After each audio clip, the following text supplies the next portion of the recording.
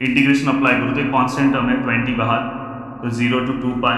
ये पूरा का पूरा जो टर्म है थोड़ा सा मैं इसमें सिंप्लीफिकेशन कर दे रहा हूँ। तो दोस्तों आपको अब क्या करना है यहाँ पे, ये जैसे ही आपने फाइंड आउट कर लिया इसके बाद आप दोस्तों प्रदीप गिरी एकेडमी चैनल में आपका बहुत बहुत स्वागत है। आज हम वेक्टर इंटीग्रेशन में दोस्तों नेक्स्ट लेक्चर लेने जा रहे हैं, मतलब लेक्चर नंबर 2। ऑलरेडी मैंने वेक्टर डिफरेंशिएशन पूरा का पूरा बहुत ही अच्छे तरीके से कंप्लीट करा दिया है। साथ में दोस्तों लाइन इंटीग्रल का ऑलरेडी मैंने एक लेक्चर प्रोवाइड कर दिया। आज हम लेक्चर नंबर 2 पे हैं। चलते हैं वन बाय वन स्टार्ट करते हैं दोस्तों। देखो यहाँ पे क्वेश्चन जो दिखाई दे रहा है, प्रूव दैट समथिंग हमें दिया हुआ है दोस्तों, और हमें यहाँ पे प्रूफ करना है pi square by 4 along the, यहाँ पे आर्क दिया है दोस्तों, उसका इक्वेशन दिया है फ्रॉम पॉइंट्स हमें यहाँ पे दिए हुए हैं। सबसे पहले इसके पहले वाला लेक्चर अगर आपने मेरा देखा होगा तो आप उस मेथड से भी इस क्वेश्चन को सॉल्व कर सकते हो। आप यहां से कोई भी एक, जैसे आपको यहाँ पे आप या तो x का ले लो या तो y का लिमिट ले लो, जिसका लिमिट लोगे उसके टर्म में यहाँ पे आपको पूरे वैल्यूज को उसी टर्म में आपको कन्वर्ट करना है। जैसे अगर आप x में जा रहे हो तो पूरे टर्म को x में कन्वर्ट करो इसके हेल्प से, और बाद में आप डिफरेंशिएशन मतलब जहां पे dy है उससे भी आप चेंज कर सकते हो इसके हेल्प से, जैसे हम प्रीवियस प्रोसेस हमने अप्लाई किया था सेम। बट अगर दोस्तों ऐसा अगर प्रूफ वाला कोई भी क्वेश्चन आता है तो इसे आप दूसरे मेथड से भी बहुत सिंपल तरीके से सॉल्व कर सकते हो, वेक्टर डिफरेंशिएशन इस टॉपिक का हेल्प लेके। तो मैं यहाँ पे जो नया मेथड है वो बता रहा हूँ, आप उस मेथड से भी जा सकते हो। तो दोस्तों चलते हैं वन बाय वन स्टार्ट करते हैं। इस तरह अगर कभी भी क्वेश्चन आए तो सबसे पहले आपको पता होना चाहिए कि f1 क्या है। तो dx के आगे जो होगा दोस्तों वो f1 है, मतलब क्या है 2x y cube minus y square cos x. दोस्तों ये अपना f1 है। देन अगर मैं f2 की बात करूं तो f2 क्या है दोस्तों हमारा 1 minus 2 y sine x plus 3 x square y square. तो दोस्तों एक बार मैं चेक कर ले रहा हूं कि मैं सब सही लिखा हूं। 2x y cube y square cos x 1 minus 2 y sine x 3 x square y square, perfect है। और दोस्तों हम अगर देखें तो f3 हमारे पास नहीं है, f3 का वैल्यू क्या है हमारे लिए 0 है। अब दोस्तों अगर मैं सम को सॉल्व करने जाऊं तो इस टाइप के क्वेश्चन को सबसे पहले आप इरोटेशनल प्रूफ कर दो, देन हम स्केलर पोटेंशियल वाले मेथड का यूज करके वर्क डन से मैं इस क्वेश्चन को सॉल्व कर लूंगा, जो मैंने ऑलरेडी इसके पहले वाले टॉपिक में कवर करा है। कहां पे, वेक्टर डिफरेंशिएशन में। तो दोस्तों आपको अब क्या करना है, यहाँ पे ये जैसे ही आपने फाइंड आउट कर लिया इसके बाद आप कर्ल आप फाइंड आउट करो, और ये आपने ऑलरेडी इसके पहले वाले टॉपिक्स में मैंने ये आपको सिखाया है कैसे फाइंड आउट करते हैं। यहाँ पे हम क्या लिखते हैं दोस्तों आई, यहाँ पे हम क्या लिखते हैं जे, यहाँ पे के। यहाँ पे क्या होता है दोस्तों partial differentiation with respect to x, with respect to y and with respect to z. यहाँ पे क्या आता है दोस्तों f1, यहाँ पे क्या आता है दोस्तों f2 और यहाँ पे क्या आता है f3। अगर आपने इसके पहले के लेक्चर्स नहीं देखे होंगे तो ये सब में थोड़ा सा प्रॉब्लम हो सकता है, इसलिए बार बार बोलता हूँ कि प्लीज पहले के लेक्चर्स आप देख लो। अब दोस्तों अगर मैं इसका आंसर अगर निकालने जाऊं तो किस तरह से निकालूंगा, आपको पता है कि जब हम ये वाला लेंगे तो ये और ये कैंसिल, मतलब इसका क्रॉस मल्टीप्लीकेशन, मतलब तो यहां पे अगर मैं देखो ये वाला पार्ट है, देखो dy को मतलब f3 को विथ रिस्पेक्ट टू y मैं सॉल्व करूंगा तो f3 ऑलरेडी 0 है, with respect to y solve करने जाओगे तो 0 ही आपको मिलने वाला है, माइनस। फिर दोस्तों हम f2 को with respect to z solve करेंगे, f2 जो है उसको with respect to z solve करो। अगर विथ रिस्पेक्ट टू z अगर मैं इसे सॉल्व करने चले गया तो इसमें z वाला कोई भी टर्म नहीं है दोस्तों, ये 0, ये भी 0, ये भी 0, तो यहाँ पे पूरा का पूरा टर्म 0 आएगा। प्लस दोस्तों इसके बाद मैंने ये टर्म दोस्तों सॉल्व कर दिया। अब ये टर्म सॉल्व करने के बाद यहाँ पे अब मैं दूसरा वाला टर्म ले रहा हूँ, जे वाला टर्म ले रहा हूँ, और उसके पहले आपको पता है कि हम क्या लेते हैं दोस्तों माइनस। एंड दोस्तों ये अगर मैं टर्म सॉल्व करने जा रहा हूं तो ये देखो first row and second column cancel, मतलब ये बचेंगे। जैसे आप नॉर्मली डिटरमिनेंट सॉल्व करते हो तो देखो f3 को विथ रिस्पेक्ट टू x लोगे तो f3 ऑलरेडी 0 है तो यहाँ पे 0 ही आएगा। देन माइनस यहाँ पे f1 को विथ रिस्पेक्ट टू z लोगे तो इसमें z वाला कोई टर्म ही नहीं है तो ये भी 0 रहेगा। एंड दोस्तों प्लस अब आपको k वाला पार्ट लेना है। k वाला पार्ट थोड़ा सा आराम से अच्छे से आपको लेना है। देखो दोस्तों अब मैं k वाला ले रहा हूं तो देखो ये first row and third column cancel, मतलब यहाँ पे मैं क्या करूंगा f2 को विथ रिस्पेक्ट टू x लूंगा, इसे विथ रिस्पेक्ट टू x लूंगा तो पहला 0। ये वाला पार्ट अगर मैं सॉल्व करूंगा तो दोस्तों यहाँ पे बस x वाला पार्ट सॉल्व होगा, तो मतलब साइन x का डेरिवेटिव क्या आएगा दोस्तों cos x, मतलब माइनस 2y वैसे ही रहेगा और cos x आ जाएगा। अब दोस्तों देखो हमने ये वाले पार्ट को, हाँ ये वाला ही पार्ट बाकी है ना इसमें आगे, तो अगर मैं इसे सॉल्व करूं तो एक्स स्क्वायर का क्या आएगा दोस्तों 2x आएगा, 2x मल्टीप्लाई बाय 3 6x, तो यहाँ पे क्या आ जाएगा दोस्तों 6x और साथ में क्या है दोस्तों वाई स्क्वायर। ये हमने पार्ट सॉल्व कर दिया। अब दोस्तों ये हो गया। अब ये f1 को विथ रिस्पेक्ट टू y, इसे आपको क्या करना है विथ रिस्पेक्ट टू y। तो आपको पता है जैसे ही आप यहाँ पे देखो, आप ये वाला पार्ट आपने लिया, देन माइनस अब आगे वाला पार्ट आपको लेना है। थोड़ा सा शायद आपको दिख रहा होगा। अब देखो इसके आगे वाला पार्ट मैं ले रहा हूं, तो देखो जैसे हम लिखते हैं ना 0 - 0, तो वैसे ही पहला वाला पार्ट हो गया। अब दूसरा वाला पार्ट देखो, ये वाला आपने सॉल्व कर लिया। अब ये f1 को with respect to y, f1 with respect to y। तो दोस्तों देखो यहाँ पे x⁻n का फॉर्मूला आएगा, तो y क्यूब का डेरिवेटिव क्या आएगा दोस्तों 3y²। और ये वाले टर्म को इसके साथ मल्टीप्लाई कर दो, तो 3 2 जा कितना हो जाएगा दोस्तों 6। तो यहाँ पे क्या हो जाएगा दोस्तों 6। और दोस्तों यहाँ पे क्या है x है और क्या है दोस्तों y²। तो ये वाला भी पार्ट आपका हो गया। अब ये पार्ट आपका हो गया दोस्तों। इसके बाद आप कौन सा पार्ट लिखोगे दोस्तों, इसके बाद ये वाला पार्ट, इसे भी आपको क्या करना है दोस्तों। देखो f1 को आपको क्या लेना है दोस्तों with respect to y। With respect to y लोगे तो दोस्तों y² का क्या आएगा दोस्तों 2y। तो यहाँ पे क्या हो जाएगा दोस्तों 2y, और cos तो वैसे ही आएगा क्योंकि x है। मुझे लग रहा है कि आपको शायद नहीं दिखाई दे रहा, अब थोड़ा सा मुझे तकलीफ में आना पड़ेगा यहाँ। अब दोस्तों देखो मैं यहाँ पे आपको दिखा दे रहा हूँ, फिर मैं वो वाला पार्ट हटा दूंगा। अब दोस्तों ये देखो यहाँ पे अगर आप इसे सॉल्व करते हो तो ये 0 है, ये भी 0 है। अब दोस्तों ये वाला जो टर्म बचा है, इसमें अगर आप ध्यान से देखोगे तो क्या है -2y cos x plus 6xy² minus 6xy² minus minus minus plus, तो यहाँ पे क्या आएगा दोस्तों 2y cos x। अब दोस्तों ध्यान से देखोगे, देखो ये दोनों टर्म सेम है, अपोजिट साइन है, कैंसिल हो जाएगा। ये दोनों टर्म भी सेम है, अपोजिट साइन है, कैंसिल हो जाएगा। तो दोस्तों फाइनली पूरे का आंसर क्या है 0। और दोस्तों अगर यहाँ पे इसका आंसर अगर 0 आता है तो मैं बोल सकता हूं कि f जो है इज इरोटेशनल है। क्या है दोस्तों इरोटेशनल हम बोल सकते हैं। अब ये इरोटेशनल है तो इससे ये पता चलेगा कि मैं डायरेक्ट पोटेंशियल डिफरेंस वाला मेथड से मैं आगे जा सकता हूँ सम सॉल्व करने के लिए।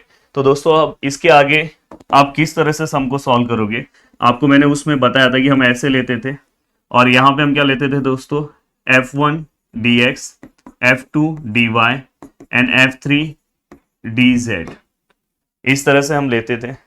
अब दोस्तों देखो यहाँ पे ये d वैसे ही रख रहा हूँ। f1 का वैल्यू क्या है दोस्तों, देखो f1 का वैल्यू फिर से मैं यहाँ पे आ रहा हूँ। f1 का देखो जो भी वैल्यू है यहाँ पे मैं लिख रहा हूँ 2xy³ minus y² cos x dx plus f2 का वैल्यू क्या है दोस्तों 1 minus 2y sin x plus 3x² y², और यहाँ पे क्या है दोस्तों dy।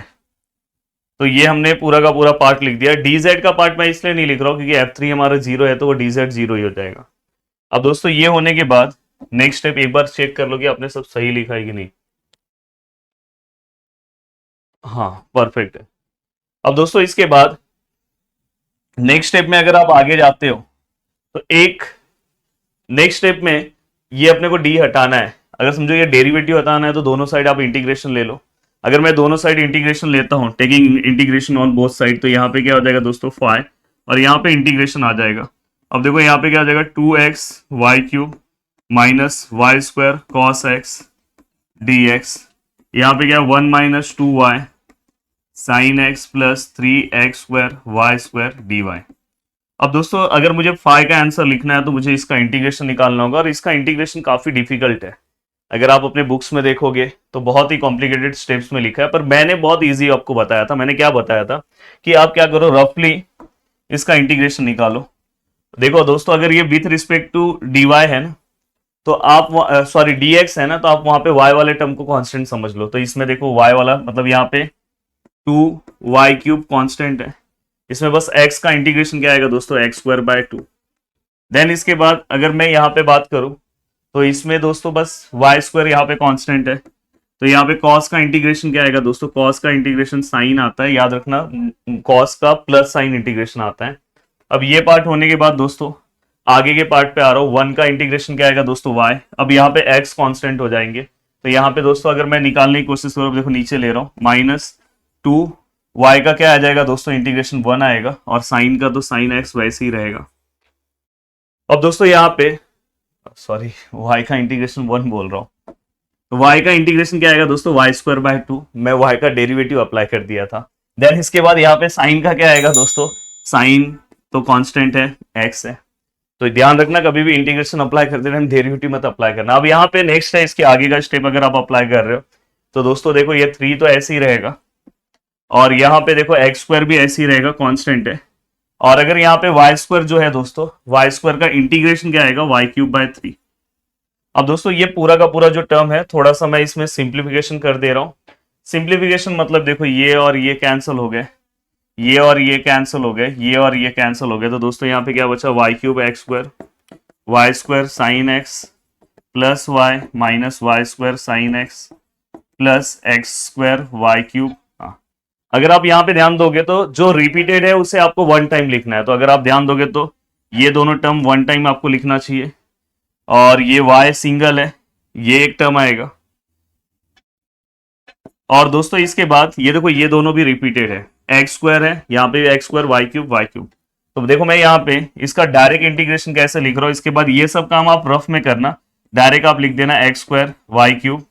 देन दोस्तों इसके बाद नेक्स्ट आप क्या लिखोगे, प्लस वाई, और नेक्स्ट क्या है दोस्तों, वाई स्क्वायर साइन एक्स। तो इस तरह से इसका इंटीग्रेशन आप बहुत ही सिंपल तरीके से दोस्तों फाइंड आउट कर सकते हो, ये बहुत ही सिंपल तरीका है। देखो जो रिपीट है उससे मैंने 1 टाइम लिख दिया, देन यहाँ पे ये भी हमने लिख दिया, देन दोस्तों वाई वाला पार्ट भी। अब दोस्तों ये पूरा का पूरा पार्ट होने के बाद आपको क्या करना चाहिए, अब यहाँ पे आपको क्या निकालना है दोस्तों, क्वेश्चन के अंदर प्रूफ करना है, तो वो प्रूफ करने के लिए मैं क्या कर रहा हूँ दोस्तों, वर्क डन निकाल रहा हूँ। क्या निकाल रहा हूँ, वर्क डन। एक्चुअली वही जो हम जो पार्ट सॉल्व कर रहे हैं उसे ही हम क्या बोलेंगे दोस्तों, वर्क डन। तो यहाँ पे अगर मैं वर्क डन निकालने जा रहा हूं तो वर्क डन का ही मतलब क्या है दोस्तों, यहाँ पे यही है, यहाँ पे क्या है दोस्तों, और यहाँ पे या तो आप डायरेक्ट यहाँ पे आप ऐसे भी ले सकते हो। देखो वर्क डन का ही मतलब आप डायरेक्ट यहाँ पे जो आपको फाई आया है वो लिखो, और यहाँ पे जो भी आपका लिमिट्स है, जो भी आपको उन्होंने लिमिट्स दिया है वो है। तो दोस्तों यहाँ पे उन्होंने लिमिट हमें क्या दिया है, देखो 0 0 से क्या दिया है, पाई बाय 2 to 1, तो क्या दिया है दोस्तों, 0 0 से पाई बाय 2 to 1, ये हमने लिख दिया। अब यहाँ पे बस आप फाई का वैल्यू लिख दो, सबसे सिंपल स्टेप्स है। अब देखो दोस्तों यहाँ पे फाइनली अगर आप इसे सॉल्व करते हो तो यहाँ पे इसका आंसर क्या आएगा दोस्तों, देखो यहाँ पे x square y cube plus y minus y square sine x, और यहाँ पे क्या है दोस्तों, पाई बाय 2 to 1 और 0 to 0। प्लीज ध्यान देना। अब दोस्तों जस्ट आप वैल्यू पुटअप करो और सम को जल्दी जल्दी सॉल्व कर दो। ये देखो यहाँ पे अगर मैं वैल्यू पुटअप कर रहा हूँ तो मेरे पास मेरा कैल्सी है। अब दोस्तों मैं यहाँ पे क्या कर रहा हूँ, जहां जहां पे यहाँ पे x है, क्योंकि ये पहला वाला वैल्यू क्या है दोस्तों, x का है, और दूसरा वाला वैल्यू क्या है, y का। जहां पे x है वहां पे पाई बाय 2 रखूंगा, और जहां पे y है वहां पे 1 रखूंगा, और बाकी ये वाला वैल्यू आप 0 0 रखोगे तो 0 ही होगा, तो एक ही बार आप पुट करो। अब देखो दोस्तों यहाँ पे मैं पुट कर रहा हूँ, देखो x है तो यहाँ पे क्या आएगा दोस्तों, पाई बाय 2 का स्क्वायर, y है तो दोस्तों यहाँ पे क्या आएगा 1 का क्यूब, एंड दोस्तों यहाँ पे 1, यहाँ पे 1 का स्क्वायर, और दोस्तों यहाँ पे साइन, यहाँ पे क्या आएगा दोस्तों, पाई बाय 2। अब ओवरऑल ये पूरा का पूरा पार्ट हो गया, क्योंकि अगर आप 0 पुट करने जाओगे तो 0 ही होगा। अब फाइनली देखो ये क्या हो जाएगा, पाई स्क्वायर बाय 4, ये 1 का तो 1 ही होगा, देन इसके बाद ये +1, और दोस्तों साइन पाई बाय 2 कितना होता है, साइन 91 होता है, तो ये भी 1 आएगा, और ओवरऑल आप देखोगे तो +1 कैंसिल हो गया, तो पाई स्क्वायर बाय 4 आपको मिल गया। तो दोस्तों देखो इनडायरेक्टली आपको यही प्रूफ करने के लिए बोला था, पाई स्क्वायर बाय 4। देखो यहाँ पे देखो पाई स्क्वायर बाय 4 आपको प्रूफ करने बोला था, और वर्क डन मतलब यही वाला पार्ट हमने सॉल्व कर दिया। तो इस तरह से बहुत ही सिंपल, जो आपका प्रीवियस स्टेप था उससे ही मैंने ये पूरा का पूरा सम सॉल्व करा दिया। तो मैं हमेशा से कोशिश करता हूं कि मैं आपको ऐसे स्टेप्स बताऊं कि आपको कुछ नया ना करना पड़े। जो हमने पहले देखो, मैंने जो वेक्टर डिफरेंशिएशन में जो पार्ट मैंने किया था वही सेम यहाँ पे आज अप्लाई किया है, और इससे हमने यहाँ पे वेक्टर इंटीग्रेशन का पार्ट हमने सॉल्व कर दिया। अब चलते हैं दोस्तों नेक्स्ट क्वेश्चन देखते हैं। नेक्स्ट क्वेश्चन भी एक जोरदार क्वेश्चन है, वो सॉल्व कर देंगे। तो लाइन इंटीग्रल के आप कोई भी क्वेश्चन जाके सॉल्व करो, देखो आएगा आपको सॉल्व करने। चलते हैं। तो दोस्तों अब नेक्स्ट जो क्वेश्चन है, अब यहाँ पे आपको इस टाइप में अगर आप अपने प्रीवियस ईयर्स क्वेश्चंस अगर देखोगे, आप चाहे जो भी यूनिवर्सिटी से हो, तो वहां पे आपको दिखाई देगा कि कभी कभी इसके इस टॉपिक के अंदर एलिप्स के क्वेश्चन भी पूछे जाते हैं। पैराबोला के क्वेश्चंस तो हमने सॉल्व कर दिए थे इसके पहले वाले क्वेश्चन में, लेक्चर्स में। और कभी कभार दोस्तों आपको यहाँ पे सर्कल के भी क्वेश्चन पूछे जाएंगे, तो एलिप्स वाला क्वेश्चन मैं सॉल्व करा दे रहा हूँ, सर्कल वाला तो आप इजीली सॉल्व कर लोगे अगर आपने ये क्वेश्चन ध्यान से सुना तो। देखो दोस्तों, सबसे पहले यहाँ पे ये आपको पता है कि एलिप्स का इक्वेशन है। अब यहाँ पे एलिप्स का ये इक्वेशन हमने लिया है, स्टैंडर्ड इक्वेशन लिया है, और यहाँ पे हमें देखो, यहाँ पे जो भी हमें नंबर दिया रहेगा उससे ए स्क्वायर से कंपेयर करना है, और यहाँ पे जो भी नंबर दिया होगा उससे बी स्क्वायर से कंपेयर करना है। तो यहाँ पे फाइनली हमें किसका वैल्यू मिल जाएगा दोस्तों, ए का, और यहाँ से किसका वैल्यू मिल जाएगा, बी का। देन दोस्तों इसके बाद हम ये वाला यहाँ पे हम फॉर्म यूज करेंगे, x equal to a cos theta and y equal to a sine theta, यहाँ पे यूज करेंगे। अगर ये सेम सर्कल होता, यहाँ पे देखो एक करेक्शन कर लेना, यहाँ पे b आएगा, y equal to b sine theta. अगर सर्कल होता तो a कॉस थीटा और a साइन थीटा सेम होता, सर्कल होता तो यहाँ पे भी a ही आता, पर ये एलिप्स है इसलिए यहाँ पे b हो जाएगा। ये चीज के बाद आपको क्या करना है, पूरा का पूरा जो आपका फॉर्म दिया रहेगा आपको थीटा फॉर्म में कन्वर्ट करना है। देन यहाँ पे कुछ रिडक्शन फॉर्मूले के यूज होंगे जो हमने पहले पढ़े हैं ऑलरेडी, मैंने आपको फर्स्ट ईयर में बहुत ही अच्छे से कवर करा के दिया है, बट कोई टेंशन नहीं है, आपको यहाँ पे मैं सिखा दूंगा, सम के बीच में ही आपको जो क्वेश्चन आएगा मैं आपको बता दूंगा। अब दोस्तों आई थिंक आपको क्वेश्चन दिखाई दे रहा होगा, फाइंड दी वर्क डन। अगर नहीं दिख रहा होगा तो मैं बोल रहा हूँ, find the work done moving particle one round something. यहाँ पे एलिप्स का इक्वेशन दिया है। अब देखो यहाँ पे वर्क डन आया तो समझ गए कि इसी का टॉपिक है, 25 प्लस वाई स्क्वायर और 16 विच इज इक्वल टू 1, और यहाँ पे z which is equal to 0 दिया है। Under the field of force given by, force का भी हमें यहाँ पे इक्वेशन दिया है दोस्तों। सबसे पहले मैं यहाँ पे देखो, ये मैं इसे कंपेयर करूंगा तो ए स्क्वायर इक्वल टू कितना हो जाएगा दोस्तों 25, देन ए इक्वल टू कितना हो जाएगा दोस्तों 5। आप स्टैंडर्ड इक्वेशन से एक बार कंपेयर करना, then b square which is equal to कितना हो जाएगा 16, देन बी इक्वल टू कितना हो जाएगा दोस्तों 4। तो ये हमने निकाल लिया। ये निकालने के बाद दोस्तों आपको क्या करना है, x equal to a cos theta and y equal to दोस्तों क्या है, b साइन थीटा। अब दोस्तों x equal to, yes what is a, क्या है 5 कॉस थीटा। अब अगर आप इसे डिफरेंशिएट कर रहे हो विथ रिस्पेक्ट टू x कर सकते हो, विथ रिस्पेक्ट टू थीटा कर सकते हो।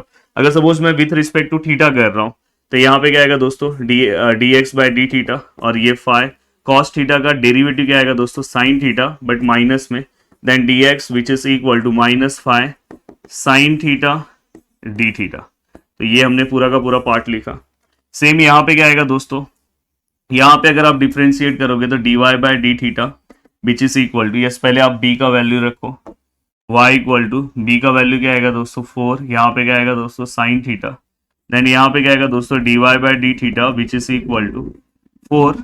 अब देखो साइन थीटा का डेरिवेटिव क्या आएगा दोस्तों कॉस थीटा, और यहाँ पे d y which is equal to 4 cos theta d theta. अभी भी अगर किसी को डेरिवेटिव ये सब फॉर्मूलेज नहीं याद है तो मेरा इसी चैनल के ऊपर बहुत अच्छा वीडियो है, प्लीज वहां से आप उसे देख के जल्दी से कवर कर सकते हो। अब दोस्तों ये वाला पार्ट हमने पूरा का पूरा लिख लिया यहाँ पे।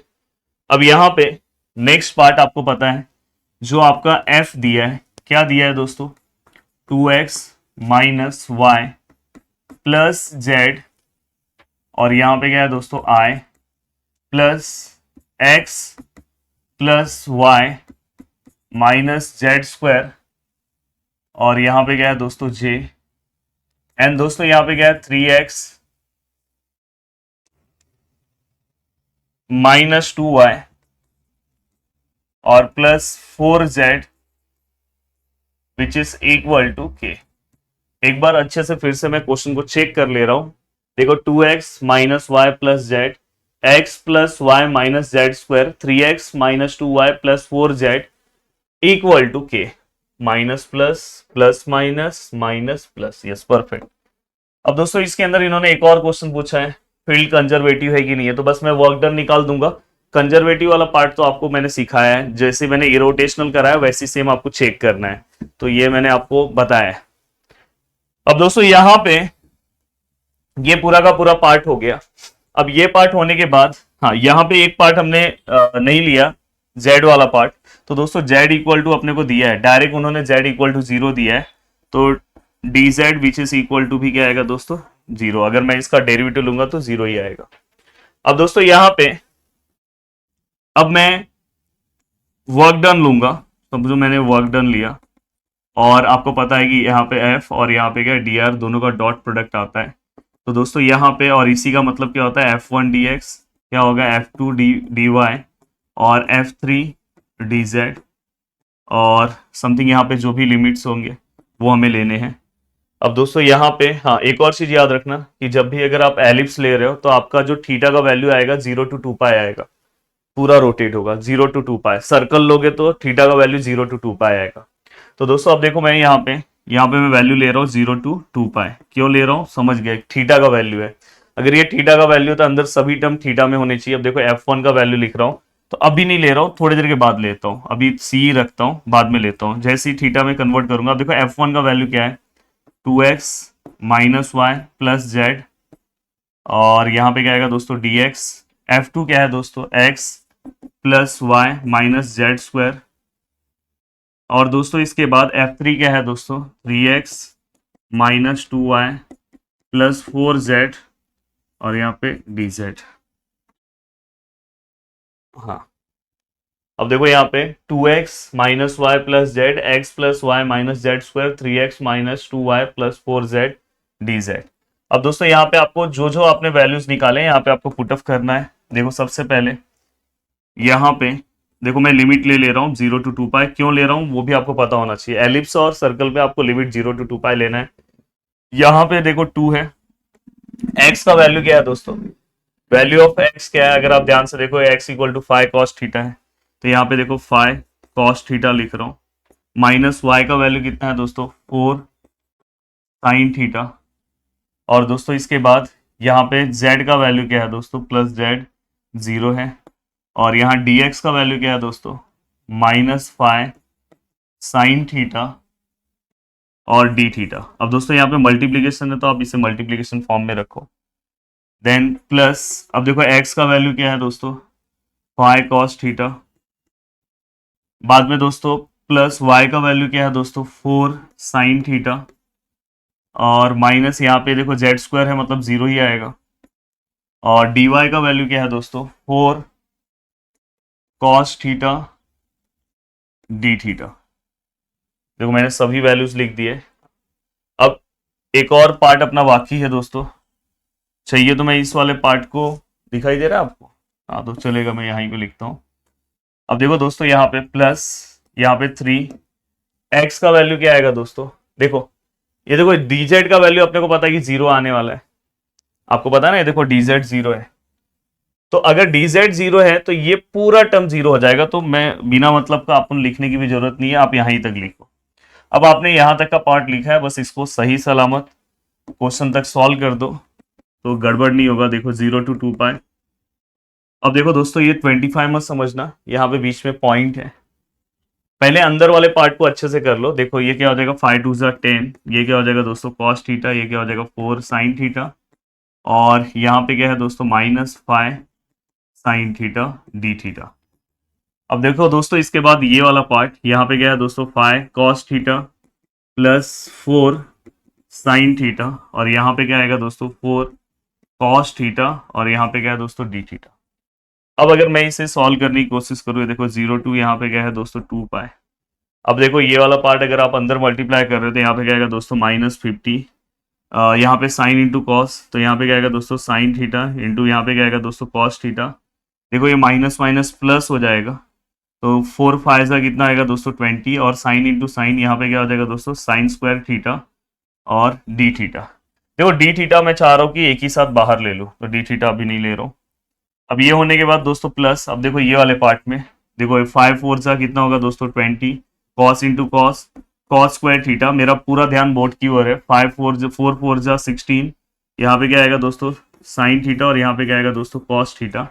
अब ये पूरा का पूरा पार्ट लिखने के बाद आप यहाँ पे डी थीटा लिख दो।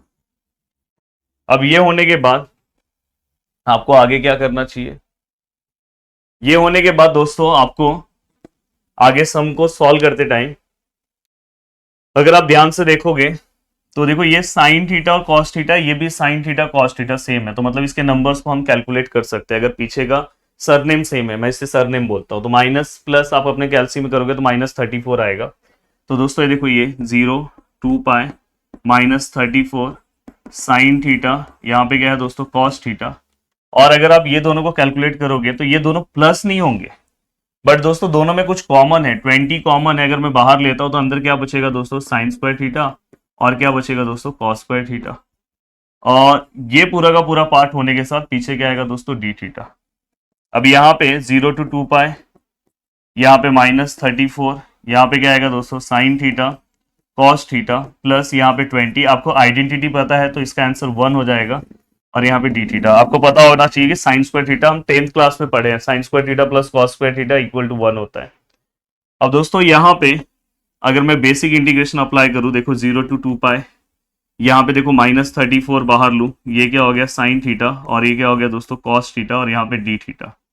और यहाँ पे भी अगर मैं इंटीग्रेशन अप्लाई करूँ तो एक कॉन्स्टेंट टर्म है 20 बाहर, तो 0 to 2 पाई, और समथिंग यहाँ पे कुछ नहीं है तो 1 है, और डी थीटा। अब देखो दोस्तों यहाँ पे जब भी आप अप्लाई करोगे एक चीज हमेशा याद रखना, कभी भी कोई भी इंटीग्रेशन 0 to 2 पाई है और अंदर साइन और कॉस है, और उसमें से अगर कोई भी ऑड नंबर आपको दिखाई दिया ऊपर, उसका पावर कभी भी ऑड दिखाई दिया तो उसका आंसर डायरेक्ट 0 आता है। तो ऑलरेडी ही इसके ऊपर अगर आप देखोगे तो 1 दिख रहा है, कुछ नहीं है मतलब 1 है, तो मतलब ऑड है, मतलब 0 है। तो ये अगर 0 हो गया, ये इंटीग्रेशन 0 हो गया, तो ये पूरा पार्ट दोस्तों 0 हो जाएगा, तो ये पूरा 0।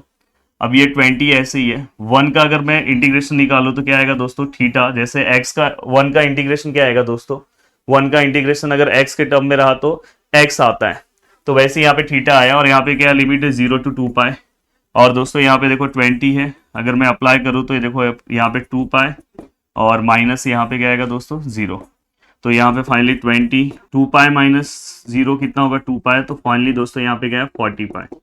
अब दोस्तों यहाँ पे इन्होंने, आपने आंसर अपना तो निकाल लिया, इन्होंने एक और क्वेश्चन हमें पूछा था। देखो यहाँ पे इन्होंने एक और क्वेश्चन पूछा है कि फील्ड कंजर्वेटिव है कि नहीं है।